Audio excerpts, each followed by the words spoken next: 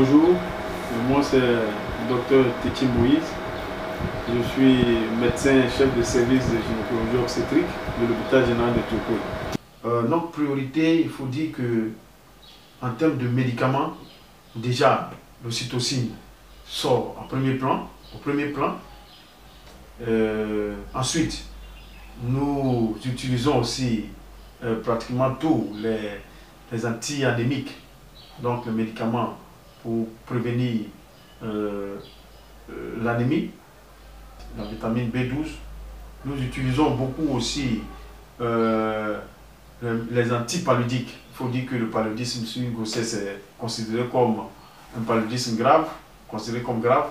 Et donc, nous utilisons la quinine surtout, la quinine.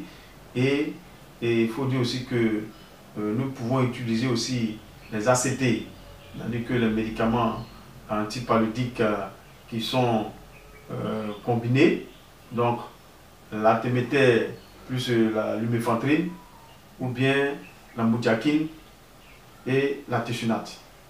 Alors, nous utilisons aussi des antibiotiques comme l'ampicilline et la moxicilline. Et en fonction des situations, nous pouvons aller jusqu'à utiliser les céphalosporines de troisième génération. Mais nous avons besoin vraiment de matériel. Ce matériel peut nous permettre de travailler aisément, comme la ventouse obstétricale.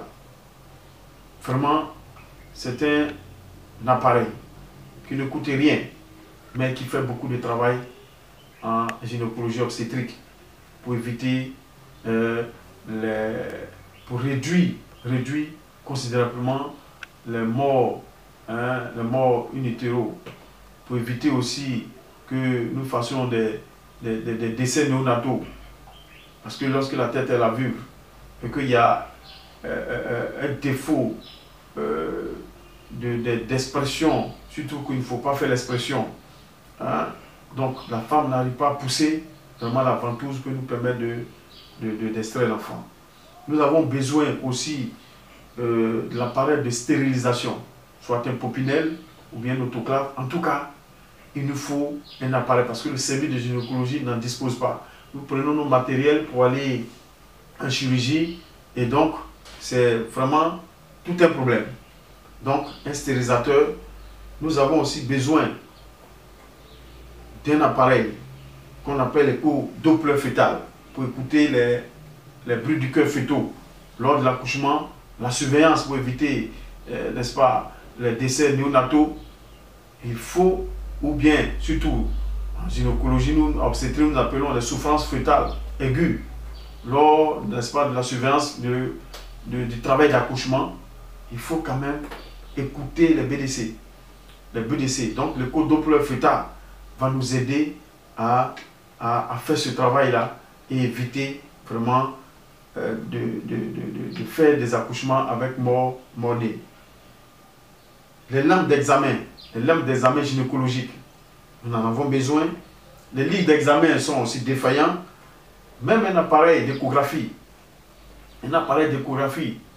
pour déjà, n'est-ce pas, dans le service de gynécologie, faire certains diagnostics avant. Donc, pour déjà confirmer le diagnostic de grossesse. Ensuite, vers le deuxième et troisième trimestre, déjà prévoir le pronostic d'accouchement. Donc, l'appareil d'échographie aussi nous fera du bien. Sans oublier le problème majeur qui est un incinérateur. Un incinérateur pour éliminer nos déchets. Voilà en ce qui concerne la priorité en médicaments et en matériel.